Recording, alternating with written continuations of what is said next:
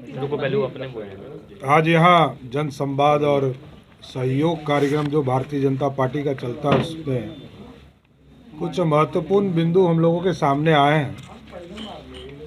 एक है कि एसएफसी जो बिहार में है लगभग 20,000 मजदूरों के हकमारी करने का काम कर रहा है। 2017 के अक्टूबर में प्रति बैग 6 रुपया 94 पैसा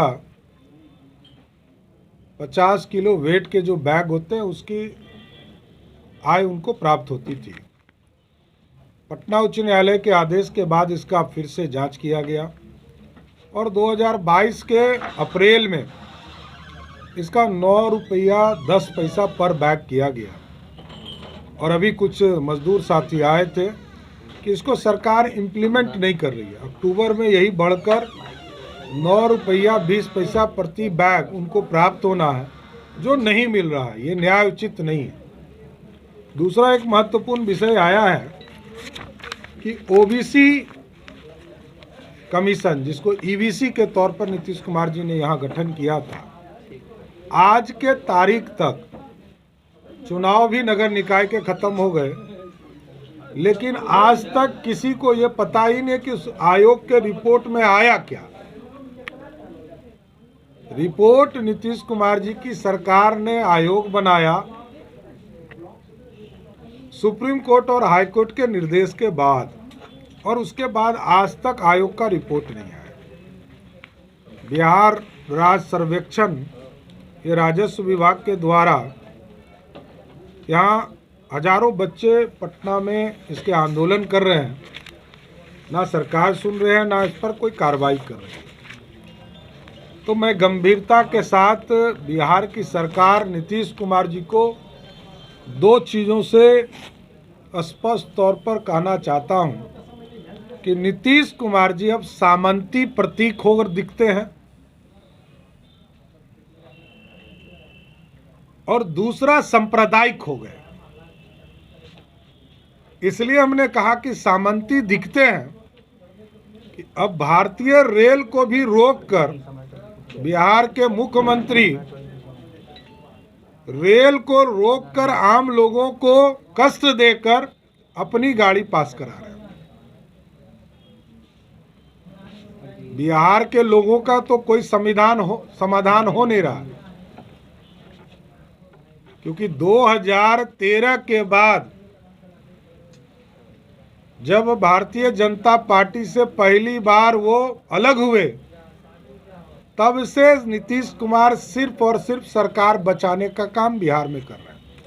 स्पष्ट तौर पर है, बिहार के मुख्यमंत्री नीतीश कुमार जी ने जो बातें रखी है बिहार में, और हम तो सबके साथ सबके विकास सबके प्रयास की बात करते हैं।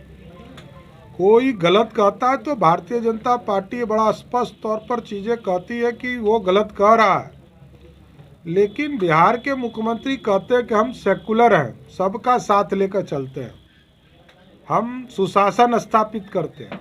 तो बिहार में क्या उनका इकबाल खत्म हो गया कि उन्हीं के पार्टी के नेता ये कह रहे हैं कि हम करबला बना देंगे, और दूसरा रामचरितमानस को भड़काऊ कर रहे हैं। इसके बाद बचता क्या है?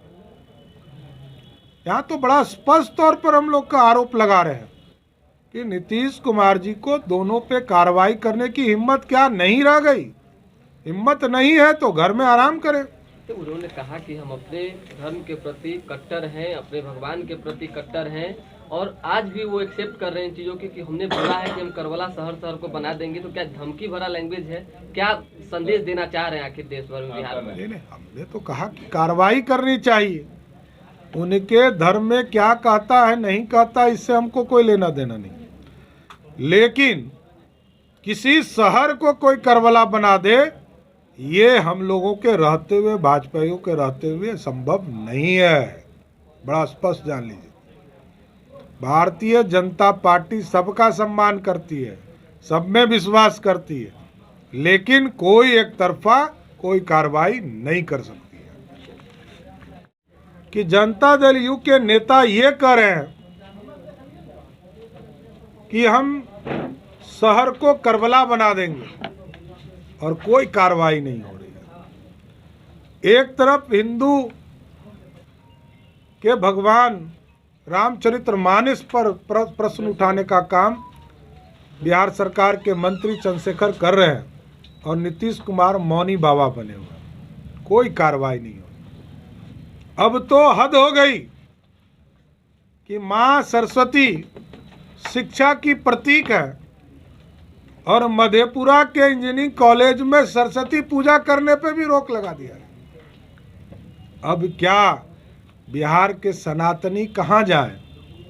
क्योंकि बिहार के मुख्यमंत्री जी से जब पूछते हैं आप पत्रकार साथी, तो जब वो मधुबनी में थे उन्होंने कहा कि जब यहाँ 10,000 छात्रों पर लाठी चली बीएसएससी के, तो कहा हमको पता नहीं। रामचरितमानस पर प्रश्न उठा तो कहा हमें पता नहीं। बक्सर में किसानों के घर में घुसकर लाठियां चली, उनको पता नहीं। करबला बनाने का घोषणा उनके पार्टी के नेता कर रहे हैं, उनको पता नहीं। तो क्या वो बिहार के मुख्यमंत्री हैं कि नेपाल के मुख्यमंत्री हैं? ये जानना मैं चाहता हूँ। और नीतीश कुमार जी पे मैंने सीधा आरोप लगाया कि बिहार के लोगों को कष्ट हो रहा है, बिहार के नौजवानों को कष्ट हो रहा है, बिहार के शिक्षा जगत को कष्ट हो रहा है। और मैं तो धन्यवाद देना चाहता हूं आचार्य किशोर कुणाल जी को, जिन्होंने पूरा स्पष्ट कर दिया कि जो रामचरितमानस के सार पर चंद्रशेखर जी ने जिस तरह का गलत भावना व्यक्त किया, उसको पूरी तरह बताने का काम किया कि किस तरह आज से 100 साल पहले जो एक्यूरेट शब्द थे उसको बताने का काम किया। इसलिए नीतीश कुमार जी से अब बिहार संभल नहीं रहा है। बिहार से नीतीश कुमार जी की मुक्ति होनी चाहिए और नीतीश कुमार जी को अब कल्याण बिघा में जाकर विश्राम करना चाहिए। ये चीज को कहा है, क्या लगता है अगर देखिए एक चीज बड़ा स्पष्ट आप लोग समझ लीजिए, सर इधर भी अब नीतीश कुमार जिनके साथ जाएंगे उनका ही बिहार की जनता नाश करेगी। कोई हो, भारतीय जनता पार्टी के अंदर नीतीश कुमार के लिए दरवाजा बंद कर दिया गया है। कोई गलतफहमी में मत रहिए। और राष्ट्रीय जनता दल को भी मैं बताना चाहता हूं कि नीतीश कुमार के लिए भाजपा का पूरी तरह दरवाजा बंद है। तब तो उतना वो लोग बोल पा रहे हैं, नहीं तो बोल कहाँ पाते आरजेडी के लोग। आरजेडी के लोग इसलिए बोल पा रहे हैं आज क्योंकि वो जान चुके हैं कि अब भाजपा नीतीश कुमार को अपने साथ नहीं लेगी।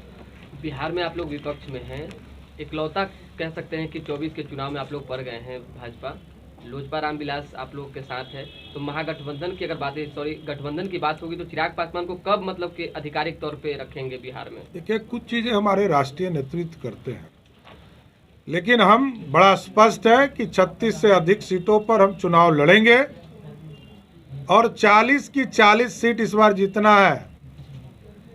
गठबंधन 7 पार्टियों का हो, अप्रत्यक्ष तौर पर 8 या 9 पार्टी हो, उससे कोई फर्क नहीं पड़ता। नीतीश मुक्त बिहार बनाने में भारतीय जनता पार्टी के एक कार्यकर्ता लगेंगे और भारतीय जनता पार्टी के नेतृत्व में 24 और 25 में अपनी सरकार हम लोग बनाने का काम करेंगे। लोग चाहेंगे जीतन राम मांझी और मुकेश सहनी भी आप लोग की तरफ आ जाएं? देखिए भारतीय जनता पार्टी 2024 और 25 में अपनी सरकार बनाएगी, ये पूरा स्पष्ट है। चलिए देश प्रदेश की तमाम छोटी बड़ी खबरों के लिए देखते रहिए सीमांचल एक्सप्रेस न्यूज नेटवर्क। बने रहिए हमारे साथ। हमारे चैनल को सब्सक्राइब करें, लाइक करें और शेयर करना ना भूलें।